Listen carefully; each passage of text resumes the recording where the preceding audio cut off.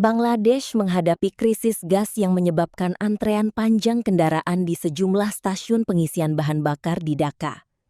Sejumlah pengemudi bahkan mengaku harus menunggu berjam-jam hingga menginap di dalam kendaraan demi mendapatkan pasokan gas yang semakin terbatas. Kelangkaan energi ini tidak hanya berdampak pada kebutuhan transportasi, tetapi juga mengganggu pasokan listrik dan aktivitas industri. Warga serta pelaku usaha kecil ikut terdampak karena kesulitan mendapatkan bahan bakar untuk memasak dan mengoperasikan generator cadangan. Pemerintah Bangladesh menyebut penyelesaian permanen krisis energi membutuhkan waktu setidaknya 2 tahun, dengan pembangunan infrastruktur baru seperti fasilitas penyimpanan gas dan terminal LNG terapung.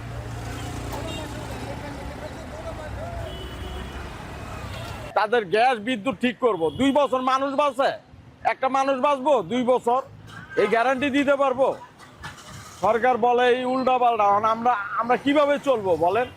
আমাদের অবস্থা ভয়াবহ খারাপ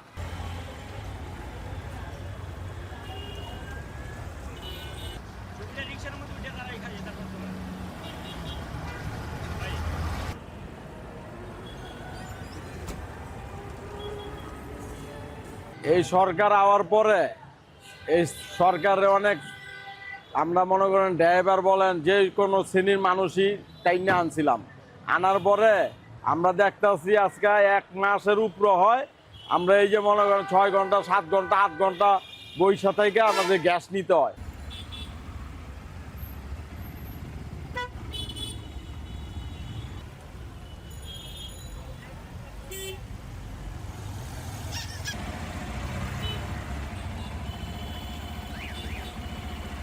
আর আজকে দাঁড়ায় আছি 2.5 ঘন্টা পর্যন্ত স্কুলের সামনে আছি মুগদা স্কুলের সামনে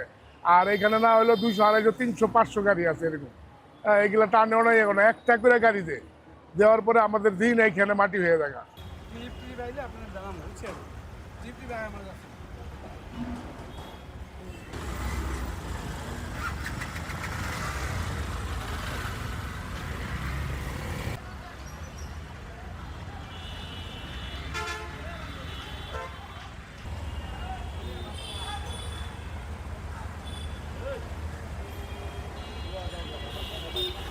আমরা যাচ্ছি আগের মতো পরিবেশটা হলে সিএনজি পাম্পে ঢুকলাম 4-5টা গাড়ি থাকলো বাড়িলাম আগে যে পরিবেশটা ছিল আমলিকার সময় এখন তো এই পরিবেশটা নাইগা গেলে আবার প্রেশার পেন আবার পাম্পের গুড়াত গেলে পাম্প লজেন বন্ধ করে দেয় প্রেশার নাই গাড়ি বাইর করে দেয় এই সারাদিন এইভাবে আমাদের যাইতেছে এই 2.5 মাস 3 মাস ধরে এইভাবেই আমি মানে যাইতেছে